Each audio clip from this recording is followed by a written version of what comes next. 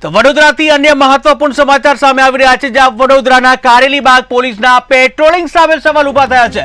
વડોદરાના કારેલીબાગ પોલીસ સ્ટેશનના જે કહી શકાય પેટ્રોલિંગ સામે સવાલ ઉભા થયા છે, ત્યારે મુખ્ય માર્ગ ઉપર જ્વેલરી શોપમાં ચોરીનો બનાવ બન્યો છે, જ્યાં ચોરીની ઘટનાના સીસીટીવી ફૂટેજ સામે આવ્યા છે।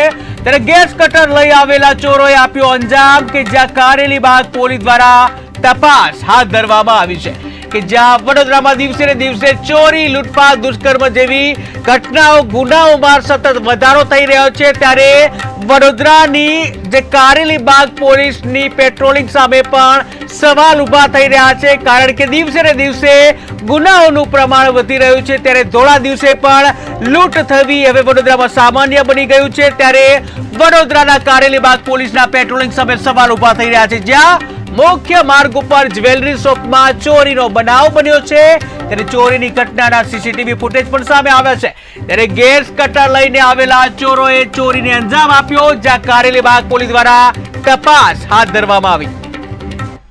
આણંદ નગરની સામેનો વિસ્તાર છે, સીજી જ્વેલર્સ છે મારી દુકાનનું નામ।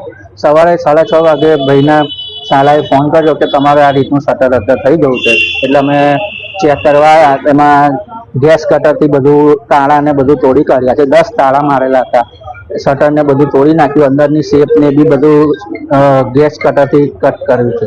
શું મુદ્દા માલ હતો એમાં? મુદ્દા માલમાં હજુ જોવાનું છે મારે કે શું છે શું નહીં। ચાંદીનું ને સોનાની વસ્તુ ગઈ છે। રોકડ કેટલા પૈસા હતા? રોકડ એ બધું જોવાનું છે મારે હજુ। શું નામ તમારું? સંકેતભાઈ।